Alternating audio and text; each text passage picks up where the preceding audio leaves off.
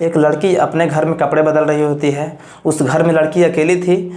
उस लड़की की माँ कहीं घर से बाहर गई हुई थी, लेकिन लड़की कपड़े बदलने के दौरान उस घर में लड़की के पिता की एंट्री हो जाती है।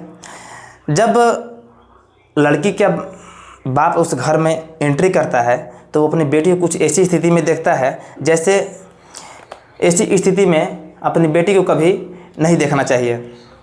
जिसके बाद जब अपनी बेटी को अर्धनग्न की स्थिति में देखता है तो अपने आप को रोक नहीं पाता है, उसका मन बेकाबू हो जाता है। जिसके बाद वो अपनी बेटी के साथ घिनौना कृत्य करने की मन में सोच लेता है। जिसके बाद वह इतना ही नहीं, अपनी बेटी के साथ गंदा काम करता है, घिनौना कृत्य करता है। जिसके बाद बेटी रोती है, बिलखती है, चिल्लाती है, लेकिन जाहिल बाप ने अपनी बेटी की रोती हुई आवाज़ में दर्द सुनी ही नहीं।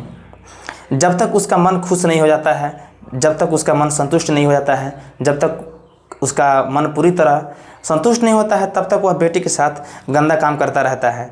जिसके बाद उसके बाप जब उसका मन भर जाता है तो वहाँ से जाता है और जाते जाते वो अपनी बेटी को कुछ नसीहत देता है और कहता है कि अगर इस घटना के बारे में कभी किसी को पता चला तो फिर तुम्हारे लिए ठीक नहीं होगा।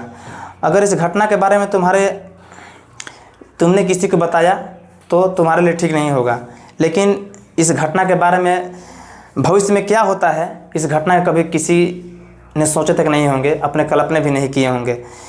न केवल इस घटने में कत्ल होते हैं बल्कि कितने लोगों की ज़िंदगी पूरी तरह बर्बाद हो जाती है, ज़िंदगी पूरी तरह ख़त्म हो जाती है। तब तक के लिए जय हिंद, जय भारत।